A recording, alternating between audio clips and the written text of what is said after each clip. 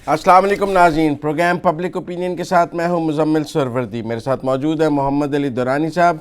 आज के हमारे मौज़ूआत में कुछ गुफ्तगू करेंगे मोहम्मद अली दुरानी साहब से कि दहशतगर्द तंजीमें कौन सी हैं, पाकिस्तान में कितनी अक़साम की दहशतगर्द तंजीमें हैं, कौन सी दहशतगर्द तंजीमें हैं जो पाकिस्तान के ख़िलाफ़ काम कर रही हैं और कौन सी दहशतगर्द तंजीमें हैं जो मोदी के लिए काम कर रही हैं। इस तनाज़ुर में मोहम्मद अली दुरानी साहब से आज चाहेंगे कि वो हमें ज़रा अलग अलग करके समझाएं। एक दिन पहले हमने गुफ्तगू की लेकिन लोगों ने कहा ज़रा ये तफरीक भी वाज़ेह होनी चाहिए, तो आज हम इस तफरीक पर बात करेंगे। साथ साथ कुछ बात करेंगे भारत में इंतखाबात के ऐलान के हवाले से। बिलावल ने जो स्पीच की पार्लियामेंट में अंग्रेज़ी में, उसमें इंडिया में कितना शोर मचा है, बीजेपी में कितनी मकबूल है, इंडिया के चैनल्स में वो तकरीर किस तरह चल रही है, वो भी आपको दिखाएंगे। कुछ नए चार्टर ऑफ डेमोक्रेसी और नवाज़ शरीफ की सेहत के हवाले से भी आज के प्रोग्राम में बात करेंगे। भारतीय इंतखाबात 7 मरहलों में होने का ऐलान हुआ है, उन मराहिल और 23 मई को इंतखाबात के हवाले से, नताइज के हवाले से भी दुरानी साहब से जानेंगे। अस्सलाम वालेकुम दुरानी साहब। वालेकुम अस्सलाम। दुरानी साहब, बहुत शोर है। नेशनल एक्शन प्लान के तहत दहशतगर्द तंजीमों के ख़िलाफ़ कार्रवाई हो रही है। नेक्टा ने 70 तंजीमों को पाकिस्तान में बैंड ऑर्गेनाइजेशन, जिन्हें कालेदम तंजीमें करार दिया गया है, उनमें 5 मार्च को ही जब नई लिस्ट के में जमातुल दावा और उनको FIF को भी शामिल किया गया UN और उस प्रेशर में, 70 दहशतगर्द जो कालेदम तंजीमें हैं, लोग जानना चाहते हैं कि इनमें पाकिस्तान मुखालफ कौन सी हैं और मोदी की दोस्त कौन सी हैं। बिस्मिल्लाहिर्रहमानिर्रहीम। मुज़म्मिल, ये बड़ी अहम बात थी जो अभी तक किसी डिस्कशन में नहीं आ रही। दहशतगर्दी के ख़िलाफ़ नेशनल एक्शन प्रोग्राम की बात होती है, इल्ज़ाम UN से कुछ करारदादें आती हैं, इंडिया से बातचीत होती है। तो ये इशू जो है हमें ज़रूरत है कि इसको हम क्लियर करें। मैं इसको क्लासिफाई करना चाहता हूँ कि पाकिस्तान में दो किस्म की दहशतगर्द तंजीमें हैं। दो किस्म की। पहली दहशतगर्द तंजीमें उस तरह की हैं जिन्होंने पाकिस्तान के अंदर मुसलसल दहशतगर्दी की, और एक वक्त था कि पाकिस्तान में हर रोज़ धमाके होते थे और क्या कुछ होता था।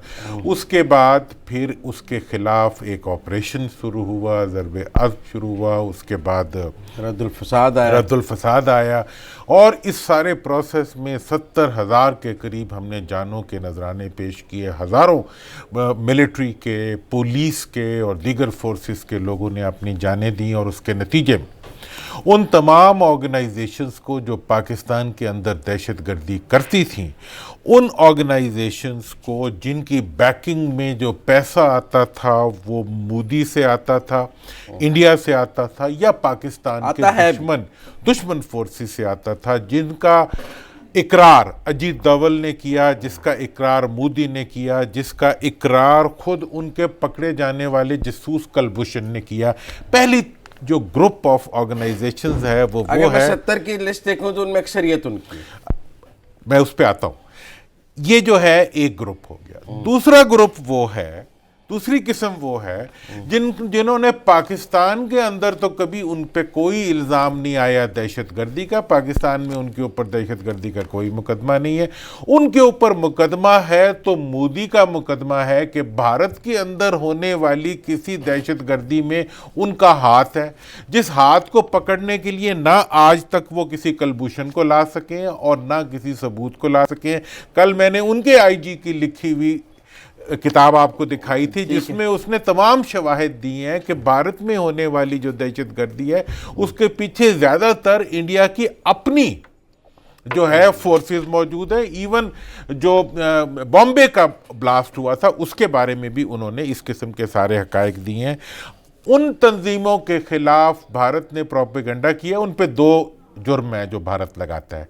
एक जुर्म यह है कि इन तंजीमों ने भारत में दहशतगर्दी की, दूसरा जुर्म उनका यह है कि उन्होंने कश्मीर में जारी जो जद्दोजहद है उसकी उन्होंने सपोर्ट की वहाँ पे कश्मीरियों को। ان دو جرائم کی وجہ سے یو این کے اندر انڈیا نے اپنا انفلوئنس یوز کر کے ان کے خلاف کارروائی کرائی، اور انہیں جو ہے بین کون کون ہے؟ ان میں جو سر فہرست نام ہے وہ تو جماعت الدعویٰ کا ہے، جو حافظ سعید صاحب، پروفیسر حافظ سعید صاحب کے اوپر جس کا الزام آتا ہے، اور ان کی فلاح انسانیت ٹرسٹ، اور جماعت الدعویٰ جس پہ ابھی جو ہے 5 مارچ کو لگائی ہے پابندی لگائی ہے بین الاقوامی دباؤ پہ اوپر، اور اس کے ساتھ ہی جو ہے وہ جیش محمد کا نام ہے جس کو پہلے سے پابندی لگی ہوئی ہے، لیکن اس کے جو سربراہ ہیں مسعود اظہر صاحب، ان کی گرفتاری کے لیے اور ان کے خلاف انڈیا کا ایک مقدمہ ہے، لیکن ان ساروں کے خلاف، ان دونوں کے خلاف پاکستان کے اندر کوئی مقدمہ نہیں ہے، ٹھیک ہے، اور پاکستان کی کسی عدالت نے جو ہے انہیں مجرم ثابت نہیں کیا۔ یہ ہے دو قسم۔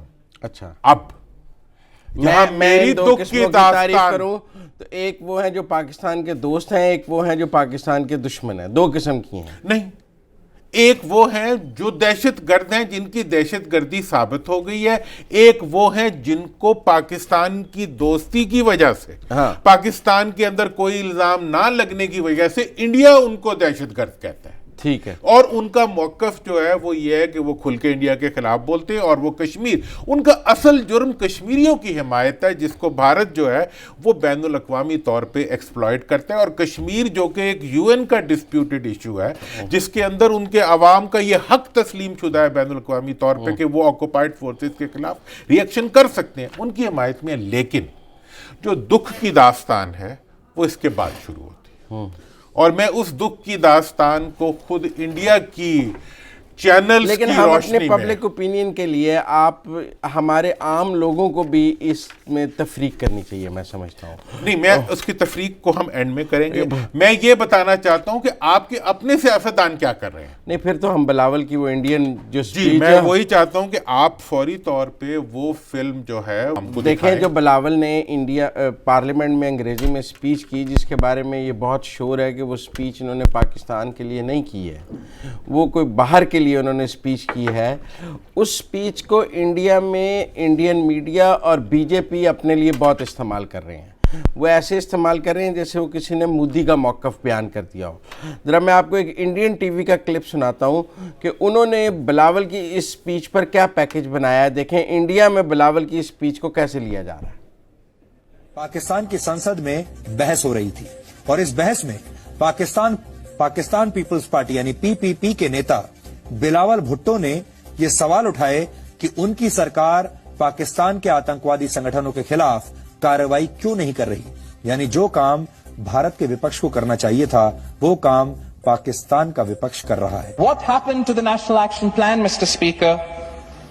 What happened to combating hate speech and reforming our curriculum?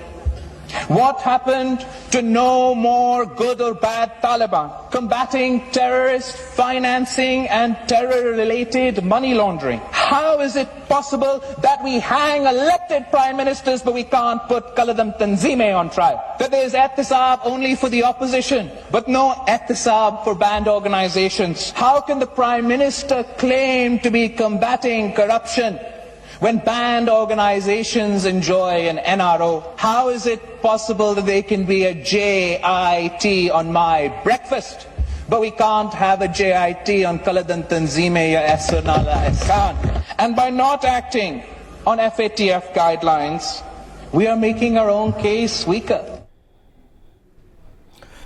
آپ نے سنا کہ انڈین میڈیا ان کی اس تقریر کو بار بار دکھا رہا ہے، اس کو ایسے کر رہا ہے جیسے کسی نے پاکستان کی پارلیمنٹ میں مودی کا موقف بیان کر دیا ہو، اور وہ اس کو اپنی بڑی جیت سمجھ رہے ہیں، کیونکہ لوک سبھا میں تو کوئی پاکستان کا موقف بیان کرنے کے لیے تیار نہیں ہے بھارتی لوک سبھا میں، لیکن پاکستان کی پارلیمنٹ میں صاحب اس میں آپ چند باتیں کرنا چاہوں گا جسے آپ مہربانی کریں گے۔ دیکھیں، بات یہ ہے کہ میں نے 2 قسم کی تنظیموں کی بات بتا دی، تو بلاول صاحب کو ہمارے بچوں کی طرح ہیں وہ، میں ان پہ واضح کرنا چاہتا ہوں، میں پیپلز پارٹی کی قیادت کو ریپرمانڈ کرنا چاہتا ہوں، میں ان سے مترنا چاہتا ہوں کہ وہ بتائیں پاکستان کے عوام کو کہ پاکستان میں کون سی دہشت گرد تنظیم ہے جس نے پاکستان میں دہشت گردی کی ہے اور وہ NRO انجوائے کر رہی ہے۔ پاکستان کے اندر کون سی دہشت گرد تنظیم ہے جس نے پاکستان کے کسی شہری کو کوئی نقصان پہنچایا اور اس کو آج تک بین نہیں کیا گیا؟ پاکستان کے اندر وہ کون سی دہشت گرد تنظیم ہے جس کی وجہ سے پاکستان کے عوام کو پہنچنے والا کوئی نقصان ایسا ہے جس نقصان کے لیے اس سے متعلق افراد کے اگینسٹ کوئی کاروائی نہ کی گئی؟ ملٹری کورٹس میں ٹرائل ہوئے ہیں، ان کو پھانسی کی سزائیں ہوئی ہیں۔ دوسری بات جو اہم ہے، اگر آپ مودی کی زبان بولنا چاہتے ہیں، اگر آپ پاکستان کے عوام کو یہ سمجھانا چاہتے ہیں کہ ان تنظیموں کو قید کرو جن کے خلاف مودی کا مقدمہ ہے، اگر تم چاہتے ہو کہ کلبھوشن کو جنہوں نے رسپونڈ نہیں کیا ان تنظیموں کے خلاف کاروائی کرو، مسٹر بلاول اگر تم یہ چاہتے ہو کہ ان تنظیموں کے خلاف کاروائی کی جائے جو انڈیا سے پیسے لینے پہ انکاری ہیں، اور تم اس پہ راضی نہیں ہو کہ جن لوگوں نے انڈیا سے پیسے لے کے پاکستان کے اندر دہشت گردی کی ہے ان کے خلاف ہونے والی کاروائی آپ دیکھنے سے قاصر ہیں۔ آپ کی آنکھوں کے اوپر اگر مودی کی اینک لگی ہوئی ہے، آپ کی آنکھوں کے اوپر اگر امریکن غلامی کی اینک لگی ہوئی ہے، آپ کی آنکھوں کے اوپر اگر کیا نام ہے ان کا، ہمارے ایمبیسڈر جو ہیں رہے ہیں امریکہ میں، حسین حقانی کی اگر تحریر چپکی ہوئی ہے، تو میں آپ کو بتانا چاہتا ہوں کہ آپ کی پاکستان میں آپ اپنی سیاست کو کر رہے، آپ نے اپنے نانا کی شہادت کو دہشت گرد تنظیموں کے ساتھ لنک کر کے کیا بتانے کی کوشش کی ہے؟ آپ کے نانا جن کو پھانسی ملی تھی، جن کے والد صاحب نے پھانسی دی تھی، وہ بھی آپ شارٹ کل ہے ان میرے سے پاس، ملنے جا رہے ہیں۔ میں شارٹ سنائیں بلاول کا ذرا دوسرا شارٹ نواز شریف کے بارے میں سنواؤں آپ کو؟ جی بالکل، ذرا سنائیں نا بلاول کیا ہے جناب۔ وہ ضیاء الحق صاحب جن کے والد ہیں، کل آپ ان کے ساتھ جا کے میثاق جمہوریت دستخط کرنے جا رہے ہیں، آپ کو اس پہ کوئی شرمندگی محسوس نہیں ہوتی؟ آپ کو اگر شرمندگی محسوس ہوتی ہے تو صرف اس چیز پہ ہوتی ہے کہ آپ مودی نے جن لوگوں کو دہشت گرد قرار دیا ہے ان کو دہشت گرد نہ قرار دے کے پاکستان میں جرم ہو رہا ہے۔ آپ کی پاکستان کی دہشت گردی کی مماثلت اگر کسی چیز کے ساتھ ہے، اگر پاکستان میں کسی کو معاشی دہشت گرد کہہ دیا جائے، اکنامک دہشت گرد کہہ دیا جائے، کسی کو پاکستان میں پلنڈرر کہہ دیا جائے، تو اس کو اگر اس کے اوپر جے آئی ٹی بن جائے، پاکستان کے اربوں روپے لوٹنے والوں کے خلاف اگر جے آئی ٹی بن جائے، تو وہ آپ کو دہشت گردی کا تحفظ لگتا ہے۔ آپ پہ اگر کوئی انگلی اٹھا دے تو جمہوریت خطرے میں آ جاتی ہے، اور اگر پاکستان میں کوئی دھماکے کر دے تو آپ کی جمہوریت پہ کوئی اثر نہیں آتا۔ پاکستان کو اگر کوئی تباہ کرنے کی بات کرے تو آپ اس کے اوپر خاموش رہتے ہیں، اور اگر کوئی فرد یہ کہہ دے کہ آپ نے لوٹ مار کی ہے تو آپ کہتے ہیں کہ یہ دہشت گردوں کی سپورٹ ہو رہی ہے۔ مجھے بریک لینی ہے، کو جاری رکھیں گے، اس پہ ہم مزید بات کریں گے۔ کچھ بھارتی انتخابات کا اعلان ہوا ہے، اس پر بھی بات کرنی ہے، لیکن بریک کے بعد۔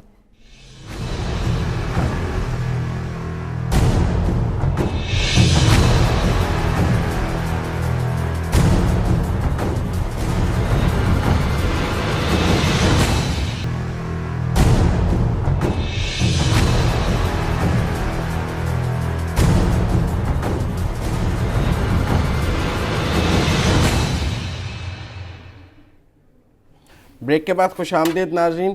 درانی صاحب، اس سے پہلے کس پر گفتگو آپ آگے بڑھائیں، ایک اور فیلنگ جو فیڈ بیک آیا ہے میں آپ تک پہنچانا چاہتا ہوں۔ وہ فیڈ بیک یہ ہے کہ اس بہت سے فلاحی کام ہو رہے تھے، ایمبولینسز چل رہی تھیں، فری اسکولز چل رہے تھے، ڈسپنسریز چل رہی تھیں، گورنمنٹ نے وہ لے تو لیے ہیں لیکن اب وہ ویسے چلائے نہیں جا رہے۔ ایمبولینسز بھی بند ہو گئی ہیں، فری ڈسپنسریز بھی بند ہو گئی ہیں، ہاسپٹل اس طرف ہم آتے ہیں۔ دیکھیں وہ باتیں جو ہمارے انٹرنل ایشوز ہیں ان کو ہم ڈیفینیٹلی ان کو ہمیں ریزالو کرنا ہے، ہم دیکھیں گے۔ لیکن میں اس وقت جو بات کرنا چاہ رہا ہوں وہ یہ ہے کہ اب اگر پاکستان کی کسی سیاسی پارٹی نے پاکستان کے پارلیمنٹ میں بیٹھ کے مودی کی الیکشن کیمپین چلانی ہے تو اس پارٹی کو اپنے رویے پہ غور کرنا چاہیے۔ اگر بلاول بھٹو صاحب نے اپنی مودی کی الیکشن کیمپین کا آغاز جو ہے، یا انہیں جو ہزیمت اٹھانی پڑی ہے پاکستان کے ساتھ टकराव की शक्ल में उस हजीमत को मिटाने के लिए उन्होंने पाकिस्तान को पार्लियामेंट के अंदर खड़े होकर एक्यूज़ करना है, तो बिलावल भुट्टो साहब को मैं ये मशवरा दूंगा कि वो अपनी पार्टी और अपने आप का किब्स कर लें। अगर हमने पाकिस्तान के अंदर से मोदी के दहशतगर्द दोस्तों को अवाम ने ख़त्म कर दिया, अवाम की ताकत से इस मुल्क की कुव्वतों ने उसको ख़त्म कर दिया, तो हम ये अफोर्ड नहीं कर सकते कि पाकिस्तान के अंदर सियासी तहफ़्फ़ुज़ मोदी को फराहम किया जाए। नंबर 1। नंबर 2, मैं ये आपको बताना चाहता हूँ कि OIC के अंदर जब पाकिस्तान ने सुषमा स्वराज की वजह से जाने से बायकॉट किया तो सब ने उसकी तारीफ की, सवाए एक साबिक वजीर आजम साहब खड़े हो गए और एक जरदारी साहब खड़े हो गए कि जी हमें जाना चाहिए। पार्टी ने 1.5 ईंट की मस्जिद बनाई। मैं पीपल्स पार्टी से ये कहना चाहता हूं कि आपने हमेशा पहले ईंट से ईंट बजाई है और फिर अपनी ईंटें सहलाई हैं, तो मैं आपको ये मशवरा दूंगा कि आप अपनी सियासत की ईंट से ईंट बजाने की तरफ ना बढ़ें। उस वक्त भी पीपल्स पार्टी का स्टैंड ये था कि जाकर सुषमा स्वराज के साथ OIC में बैठ जाए। तो मैं ये पीपल्स पार्टी को और पीपल्स पार्टी की क़यादत को मैं ये कहना चाहता हूं कि आप पाकिस्तान में मोदी की कैंपेन नहीं चला सकते। आप पाकिस्तान में कश्मीरियों के कातलों का प्रोपेगेंडा आगे नहीं बढ़ा सकते। आप पाकिस्तान के अंदर अहले कश्मीर के जो जीवे जीवे पाकिस्तान की और कश्मीर बनेगा पाकिस्तान के नारों से गद्दारी की इजाज़त जो है हम किसी को नहीं दे सकते। ये इनको भी पता होना चाहिए, बिलावल साहब को भी और पूरी पार्टी को भी पता होना चाहिए। और मैं डिमांड करूंगा बिलावल से भी और पार्टी से भी कि वो इस मौक़िफ़ के ऊपर कि उन्होंने क्यों कर पाकिस्तान के अंदर किसी किस्म की दहशतगर्दी में नामुलविस होने वाली फोर्सेस के अगेंस्ट जो उन्होंने इंडिया को एक नैरेटिव फराहम करने की कोशिश की है, वो उस नैरेटिव के ऊपर कौम से माफ़ी मांगे। अच्छा ठीक है, ये बात तो आ गई। उम्मीद है बिलावल साहब माफ़ी मांगेंगे। मेरा ख्याल है वो एक स्क्रिप्ट और एजेंडे पे हैं इस वक्त, और उनका ख्याल है कि बाहर की कुव्वतों के से मिलकर पाकिस्तान में उन्हें NRO भी मिल जाएगा, जैसे कि उनकी वालदा और वालिद को मिल गया था। क्योंकि वो बार बार अपने ब्रेकफास्ट को कहते हैं कि आप मेरे नाश्तों का हिसाब मांग रहे हैं, तो मेरे नाश्तों का हिसाब मत मांगा जाए। वो कह रहे थे कि मैंने उसके साथ भी नाश्ता किया है अमेरिकन प्रेसिडेंट के साथ, तो वो जो है नाश्ते का हिसाब ना मांगे, वो बार बार कह रहे हैं। तो उनका ख्याल है कि एक और NRO ने बाहर से दोबारा मिल सकता है, जिसके लिए कुछ उन्हें फेवर्स मिली भी हैं। ECL से नाम निकला, ना वो निकलता ना वो बाहर के दौरे करते, और कुछ GIT से भी नाम निकला है, जिसके बाद नाम निकला तो अच्छा हुआ, उन्होंने उस नाम के निकलने के ऊपर अपने आप को एक्सपोज किया। उन्होंने अपनी हकीकत बताई कि वो कितने गहरे हैं और कितने उथले हैं। लेकिन अब भारत में इंतखाबात का ऐलान हो गया। उससे पहले कि मैं भारत के इंतखाबात के प्रॉस्पेक्ट पर बात करूं, भारत के साथ जो जंग के बादल थे, चूँकि वहाँ निगरान हुकूमत तो नहीं आती, लेकिन election commission Aahista Aahista charge ले लेता है। आज स्केड्यूल आ गया, 11 अप्रैल को पहली पोलिंग है और 19 मई को आखिरी पोलिंग है, और 23 मई को वहाँ पे इंतखाबात के नताइज का ऐलान होना है, और 26 मई तक नया प्राइम मिनिस्टर, नई हुकूमत वहाँ पर आ जाएगी। आपको लगता है कि भारत में इंतखाबात का स्केड्यूल आज आ गया है, तो उसके बाद जंग के बादल छिटके हैं पाकिस्तान और इंडिया के, क्योंकि मोदी की अब पावर कम होती जाएगी? देखें, इंडिया के अंदर जो इलेक्शंस होते हैं उसकी जो लेजिस्लेशन हुई थी वो रिप्रेजेंटेशन ऑफ पीपल्स एक्ट 1951 के तहत इंडिया के, और उस लेजिस्लेशन के नतीजे में जब इलेक्शन अनाउंस हो जाते हैं तो वज़ीर आज़म के पास कोई बड़ा इक़दाम उठाने का अख्तियार नहीं रहता। और इसके साथ ही इंडिया के अंदर जो इंडियन सुप्रीम कोर्ट की एक रूलिंग भी मौजूद है, और वो रूलिंग ये कहती है कि इलेक्शन का शेड्यूल आने के बाद हुकूमत कोई ऐसा कदम नहीं उठा सकती जिससे इलेक्शन मुअख्खर हो सकते हो या दूर जा सकते हो या उनके रास्ते में कोई रुकावट पैदा हो सकती हो। इसका मतलब यह है कि मोदी साहब अब तक जो सर्जिकल स्ट्राइक्स की बातें करते थे, पाकिस्तान पे हमले की बातें करते थे, अब कानूनी तौर पर और इंडियन कानून के तहत उनका ये हक जो है वो अब सलब हो चुका है।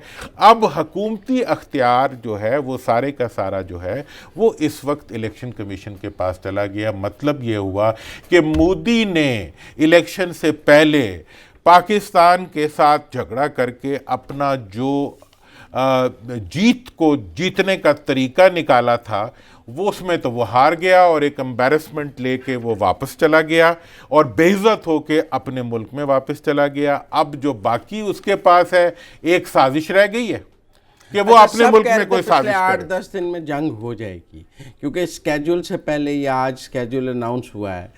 ہر ایک کا اندازہ تھا کہ ان 10 دنوں میں مودی کچھ کرے گا اور ہمارا بھی اندازہ تھا کہ وہ جہاز گرانے کے بعد ہم نے اپنی ایئر سپیس بھی بند رکھی اور خود سب کہہ رہے تھے جنگ کے بادل منڈلا رہے ہیں. جنگ ہوئی کیوں نہیں؟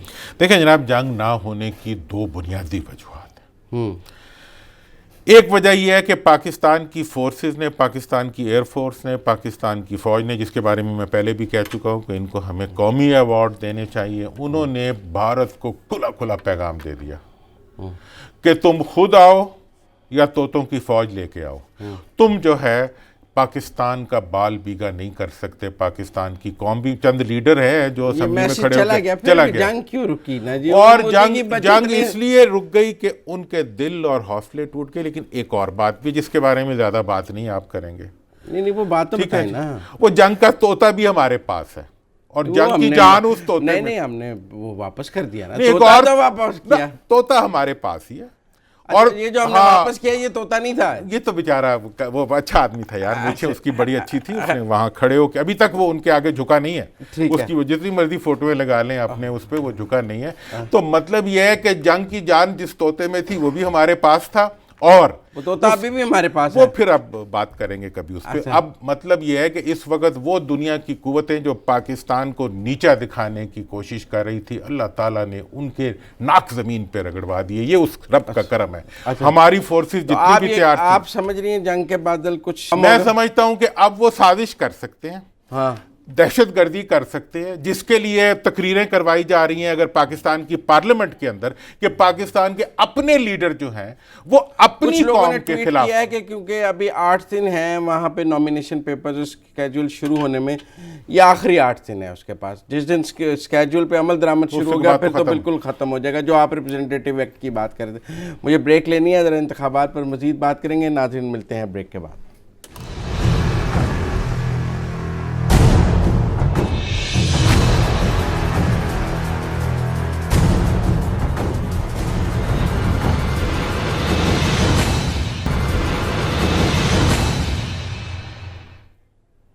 بریک کے بعد خوش آمدید ناظرین.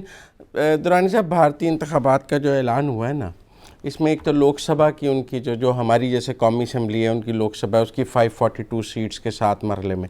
لیکن اس کے ساتھ نا وہاں 5 ریاستوں کے بھی انتخابات ہونے تھے ساتھ. ڈیو تھے وہ انتخابات ان کے. ان میں آندھرا پردیش اروناچل اڈیشہ سکم اور مقبوضہ کشمیر میں کیونکہ مقبوضہ کشمیر کی ریاستی اسمبلی نہیں تھی اور وہاں گورنر راج تھا.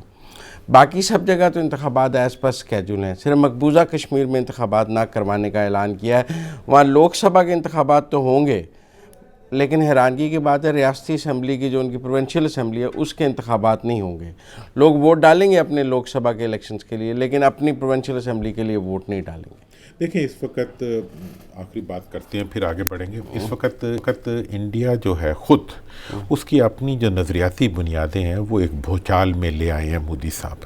ایک سیکولر ملک تھا اس کی سیکولر بنیادیں ہلا دیں. پھر کشمیر میں جو ظلم مظالم کیے اس کے نتیجے میں وہاں کی پوری آبادی جو ہے وہ بھارت کے خلاف کھڑی ہو چکی ہے. اب آزادی کشمیر کی تحریک جو ہے وہ مزاحمت کی تحریک نہیں ہے ایک سیاست کی تحریک ہے اور تمام سیاسی قائدین اب اس کی طرف ہو چکے ہیں. اب یہ پاکستان کے لیے ایک نئی حکمت عملی بنانے کا وقت ہے. لیکن اس کے اوپر ایک اور بات ہے کہ جو ریسنٹ امبیرسمنٹ انڈیا کو اٹھانی پڑی ہے اور جو شدت پسندی جس کی وجہ سے بڑھی ہے مطلب وہ ابھی ان کے پاس کوئی ہیرو نہیں ہے. مودی کا ہیرو کافی نہیں ہے. وہ ابھی ننند کی انہوں نے فوٹویں لگا رہے ہیں. انڈین الیکشن کمیشن نے پابندی بھی لگائی ہے کہ آپ فوجی اگلے دفعہ سے کل سے یہ جو کلپ انڈیا میں اتنا زیادہ چل رہا ہے اس کے بعد وہ بلاول کی فوٹو نہ لگا لیں. یہ الگ بات ہے. ابھی تو مودی اور ابھینندن فوجی وردی مطلب یہ ہے کہ کرکٹ ٹیم نے بھی فوجی کیپ پہن کے بدترین شکست اٹھائی. ٹھیک ہے نا جی. تو مطلب یہ ہے کہ اس وقت انڈیا کے اندر کے جو حالات ہیں وہ ایک اطلاع دے رہے ہیں ایک وہاں پہ انریسٹ کی اور ایک وہاں پہ اندر بگڑتے ہوئے حالات کی نشاندہی کر رہے ہیں.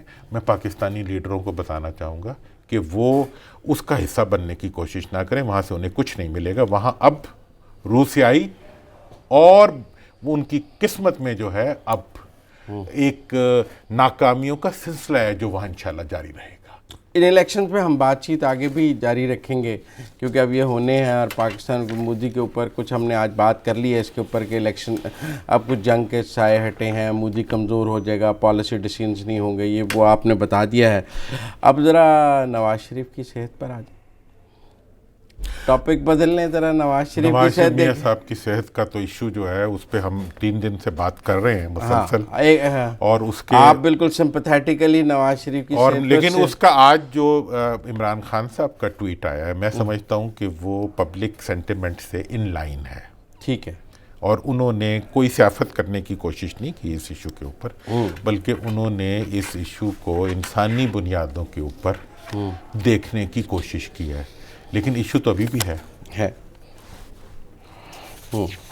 میرا اس کے میں ٹویٹ پڑھ دوں آپ کو؟ ہاں اگر اسکرین پہ دکھا, اسکرین پر وہ نواز شریف عمران خان کا ٹویٹ میں نے کہا, میں وزیر اعلیٰ پنجاب کو ہدایت ہے کہ نواز شریف کو ان کی مرضی کے مطابق علاج فراہم کرنے کے لیے ملک میں موجود تمام ہسپتالوں کی دستیابی یقینی بنائیں.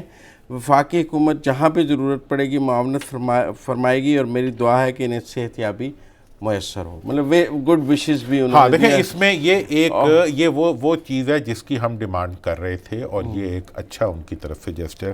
اب میں اس وقت کچھ آگے کی بات, میں آپ کو کچھ انفارمیشن بھی دینا چاہوں گا جو کہ حکومت کی طرف سے ایک نیا آگے بڑھ کے اقدام اٹھانے کا سوچ پیدا ہوئی ہے.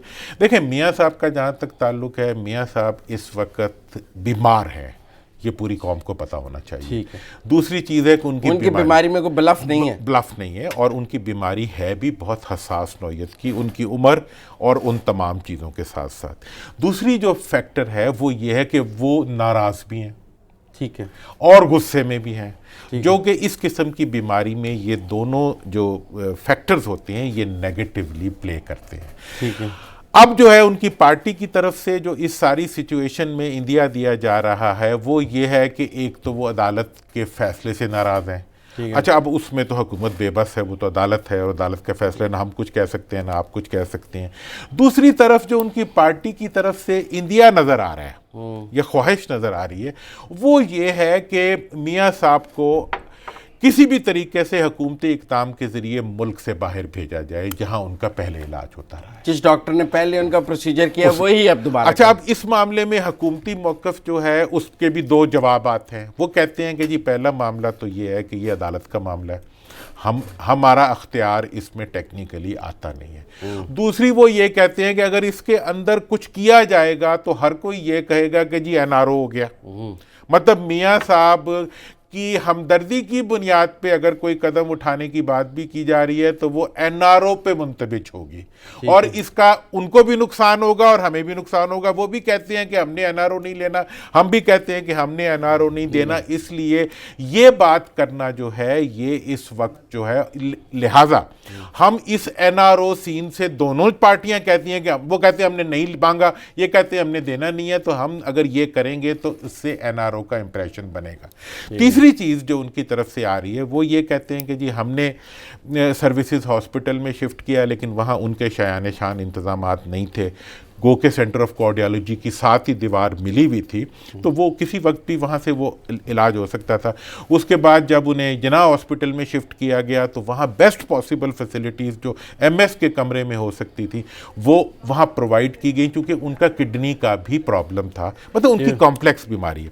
لہٰذا ہماری طرف سے کسی قسم کا اس مسئلے کو ہم سیاسی بنانا ہی نہیں چاہتے, بلکہ یہ یقینی ہے کہ اب کوئی سیاسی بیان ان کی طرف سے نہیں آئے گا, نہ آنا چاہیے.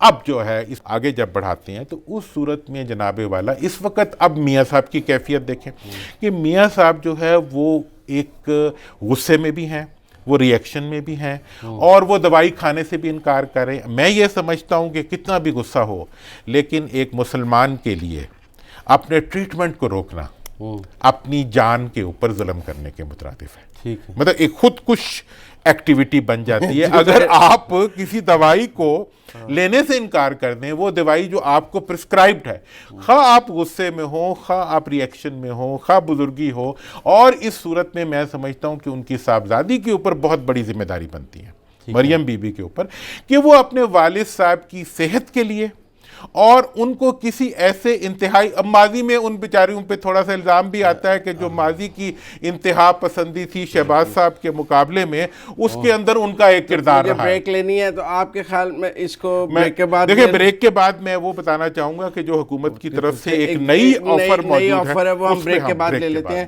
ناظرین, وقت ہوا ہے بریک کا, بریک کے بعد واپس ملیں گے تو کچھ نواز شریف کی بیماری کے بارے میں حکومت کی نئی پیشکش پہ بھی بات کریں گے, اور کچھ نئے چارٹر آف ڈیموکریسی پہ بھی بات کریں گے. ملتے ہیں بریک کے بعد.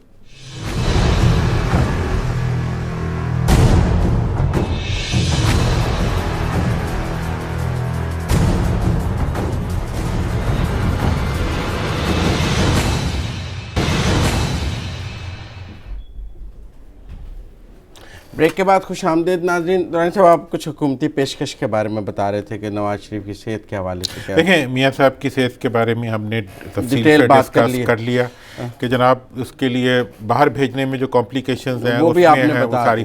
اس وقت حکومت کی طرف سے ایک بڑا مثبت اقدام آفر کیا جا رہا ہے پی ایم ایل این کی قیادت کو, اور وہ یہ ہے کہ کسی بھی بڑے سے بڑے ڈاکٹر کو دنیا کے جس ملک سے بھی وہ لانا چاہتے ہوں, ان کی فیسیلیٹیشن کے لیے حکومت تیار ہے. ویزا دینے سے لے کے انہیں یہاں پر لانے تک, ان کو یہاں پہ نواز شریف کے لیے اویلیبل کرنے تک, تمام فیسیلیٹیز کی فیسیلیٹیشن کے لیے میں سمجھتا ہوں کہ یہ انسانی بنیادوں کے اوپر بالکل ایسے ہی ہے کہ اگر نواز شریف صاحب کو بھی این آر او کی امبیرسمنٹ سے بچاتے ہوئے, اپنے آپ کو بھی این آر او کی امبیرسمنٹ سے بچاتے ہوئے, ان کے غصے کو بھی ایک سائڈ پہ کرتے ہوئے, اس آفر کے اوپر مریم اور ان کی فیملی کو چاہیے کہ وہ بلاول بھی جا رہے ہیں انہیں ملنے, اور بڑی خبریں ہیں کہ ایک نئے چارٹر آف ڈیموکریسی جسے قومی یکجہتی پالیسی کی بات کی جا رہی ہے. آج حمزہ شہباز نے بھی کہا ہے کہ سب پارلیمنٹ میں اکٹھے ہو جائیں ملک کے لیے. تو ایک نئی, پھر ایک یہ بھی خبریں آ رہی ہیں کہ پیپل پارٹی ایک اے پی سی بلانا چاہتی ہے, اور نون چونکہ پہلی اے پی سی جو فضل الرحمان صاحب بلا رہے تھے, جس میں زرداری صاحب نے جانے کا اعلان کیا تھا, تو نون نے نہ جانے کا اعلان کیا تھا.